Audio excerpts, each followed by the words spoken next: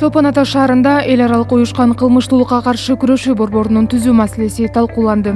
2023-жылдын 14-июнь күнү Чолпон Ата шаарында кыргыз тараптын төрагалыгы алдында Шанхай кызматташтык уюмуна мүчө мамлекеттердин жана байкоочулардын Бишкек шаарындагы эл аралык уюшкан кылмыштуулукка каршы аракеттенүү боюнча борборду түзүү маселеси боюнча кеңешмелер болуп өттү. Кеңешмелердин жүрүшүндө кыргыз тарап борбордун укуктук статусун, негизги милдеттерин, функцияларын, ишинин курамын жана уюштуруучулук негиздерин аныкталган борбор жөнүндө жоонун, ошондой эле борбордун түзүмүнүн жана штаттык санынын долбоорлорун сунуштады. Иш-чаранын жыйынтык менен Шанхай кызматташтык уюмунун аймактык антитеррористтик түзүмүнүн базасында Бишкек шаарында эл аралык уюшкан кылмыштуулукка каршы аракеттенүү боюнча борборду уюштуруу жөнүндө кыргыз тараптын сунуштарын эске алуу жөнүндө макулдашууга жетишишти.